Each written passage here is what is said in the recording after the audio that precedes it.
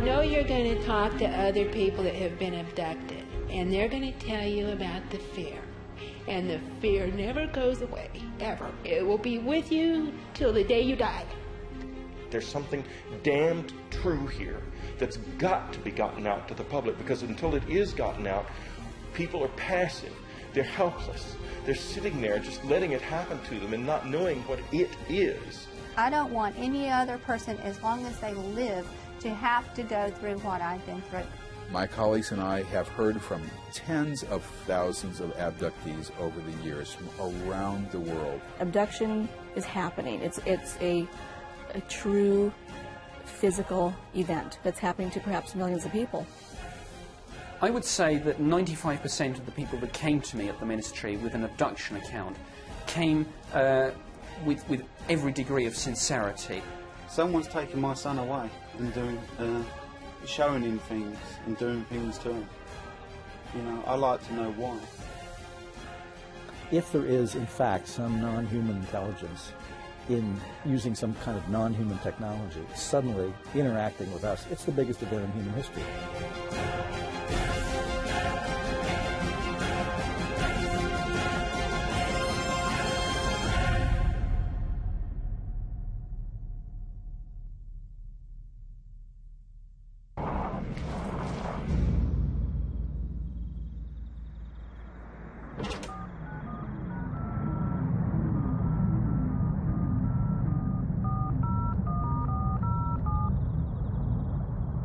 Just what occurred up at the cabin remains a mystery. Strieber maintains that it was a real event and not a dream, and cites that over the following 4 years, 19 other people also reported seeing aliens at the same location. Alien abduction experiences could be one form of what's called a metachoric experience. This is a particular kind of altered state of consciousness in which you think you're in the ordinary world, but in fact you've hallucinated everything. The most common example of this is the false awakening. That's where you dream that you've woken up. So, you're dreaming, you dream you wake up, you perhaps get out of bed, clean your teeth, wander around, you know, everything's perfectly normal. And then you see something isn't normal at all and you go, oh my God, I'm dreaming, and then you really wake up. What's it like recounting the experience now after all these years? It feels like it's happening again. It's as vivid as it was the day it happened. I'll never forget it for a second. It's burned into my brain. I remember it very well.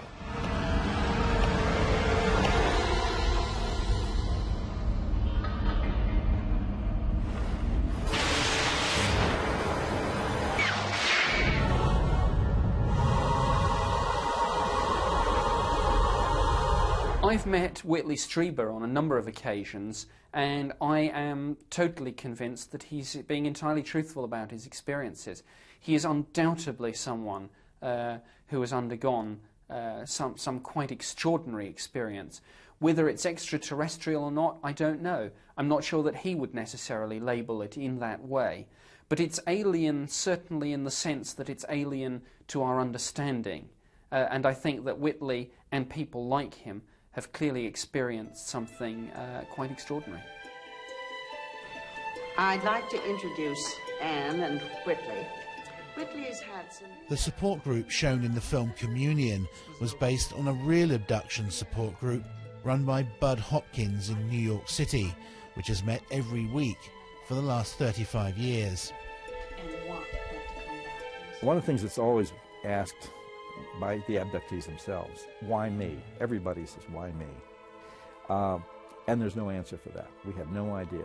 The one thing we do know is that if someone has been having abduction experiences, which they will have throughout their life again and again, as if they're an involuntary specimen in somebody's long-term study, and that person then comes to maturity and produces children of his or her own, it's very likely that one or more of those children will also be abducted, as if the aliens are following a particular genetic line.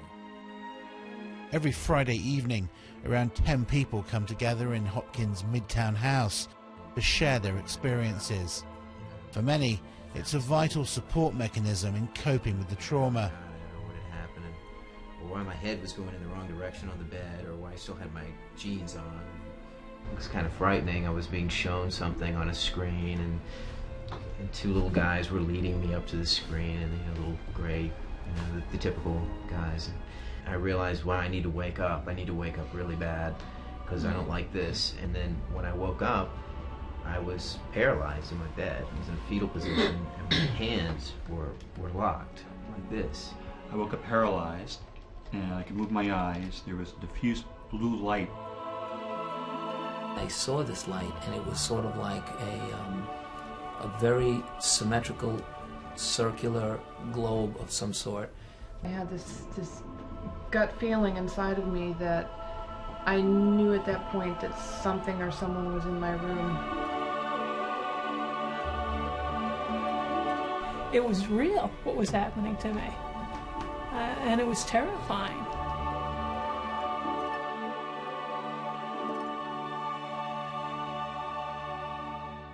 What I feel is going on at the heart of the abduction phenomena is that another intelligence from here, from another place, is forcibly interacting with human beings, I feel against their will, in a series of a priori, originally perhaps experiments, and now a series of procedures that suggest a very disturbing situation, namely that we're being mucked about with.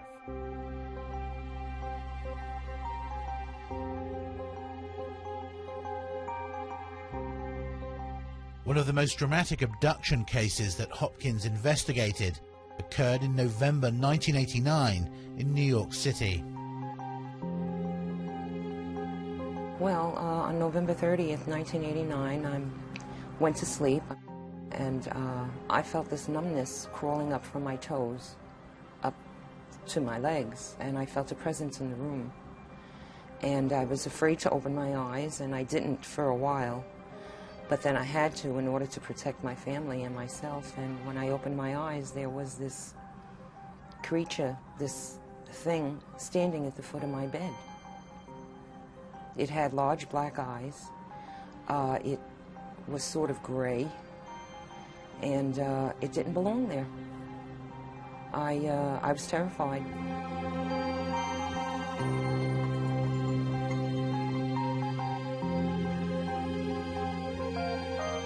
I thought I was going to have a heart attack, to be quite honest with you. I thought I would go into heart failure. That's exactly how I felt. Linda was put in touch with Bud Hopkins, who undertook a series of hypnotic regressions. These sessions unlocked many more bizarre details of the abduction. Well, I found myself outside the window, 12 stories up in midair, and I couldn't breathe. It was hard to breathe, and I felt as though my eyes were like stuck in their sockets. They wouldn't move, so all I could do was look straight ahead. I was bathed in a bluish-white light, sort of smoky, and that was all I saw. And then the next thing I remembered was I felt as though I was on an invisible elevator going up and into this craft. Then I was brought into this very clinical looking room where I was undressed, and I sat on this table, and there might have been about 4 creatures there, and they began to examine me. One of the things about this subject is if you see something dramatic or encounter it somewhere or other, maybe through reading or whatever, one of the things is that you instantly realize, if this is true, it's the biggest event in human history. If there is, in fact, some non-human intelligence in using some kind of non-human technology, suddenly interacting with us, it's the biggest event in human history. I can't imagine encountering this and not feeling dramatically moved and disposed to look into it.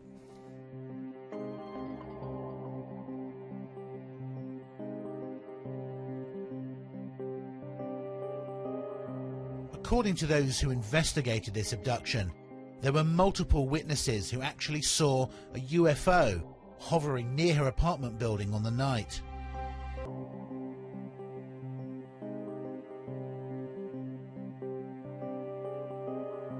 According to those who investigated this abduction, there were multiple witnesses who actually saw a UFO hovering near her apartment building on the night.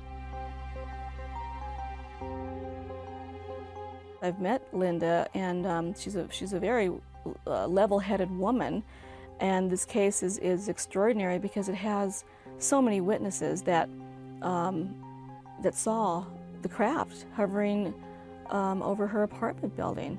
When Bud shows the drawings from the different witnesses, it's astounding, and that's what we need to bring across to the public, is that these people aren't just abducted all by themselves in the middle of a field somewhere. This can happen anywhere. I have looked into probably about 620 separate individuals, and I've done numerous sessions with some of those people. So in a number of those cases, I've worked through maybe 5 or 6 or 7 or 8, 10 abduction experiences.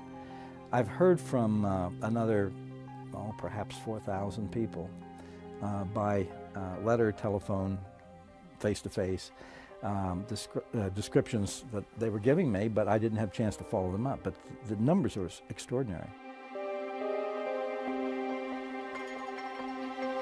What people say is that they're taken up out of their room, whether they're on their couch or in their kitchen or wherever they are, and oftentimes they're floated directly through a closed window. And I've asked them, are you sure this window was closed? Didn't you open it, or didn't they open it, or did it open by themselves? And the abductees are clear, no, it's absolutely closed. Now, if this were psychological, they would say, well, of course it was open. There would be no problem then. But they look up at me and they say, has anybody else ever reported that, floating through a closed window, not knowing that absolutely everybody reports that. What would you think if it hadn't have happened to you, and you know, in this neighbourhood with the people you know, you'd been told that it happened to someone else? What would you have thought? What would your reaction be? I probably would not have believed it. I'd be very skeptical. And I expect most people to feel that way about my case. But I know what happened to me.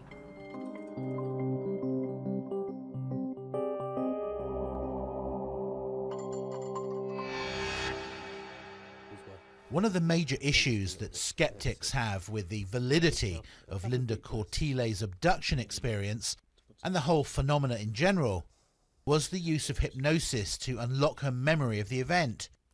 Critics argue that this allows for the manipulation of the victim and in some cases the actual creation of a whole abduction experience. Critical stage at this moment, all we're trying to do is build a picture exactly around. Right, take a couple of deep breaths for me, that's all. Imagine someone has had a deeply traumatic sleep paralysis experience. Imagine they woke up in the night, couldn't move, couldn't scream, felt creepy crawly fingers on them, had an awful sense there's somebody in the room, heard buzzing and humming noises, and then later on they woke up and it's all gone. What are they going to think? Now imagine that they go to a hypnotherapist who regresses them and says, you can remember, you're lying in bed, the buzzing noise is there, you can remember. Now we know that hypnosis encourages fantasy, and they will fantasize. And they will probably fantasize about aliens, particularly if that particular hypnotherapist is known for doing alien abduction regressions. And so this fantasy, they'll know at the time it's a fantasy because you normally do in hypnosis, but it gradually works their way into its memory. And you've only got to do that a few times before your memory has become vivid and rich and absolutely convincing, and you are sure that you were abducted. And in fact, you weren't. I'm inside a spaceship. The star charts all on the walls all the way around.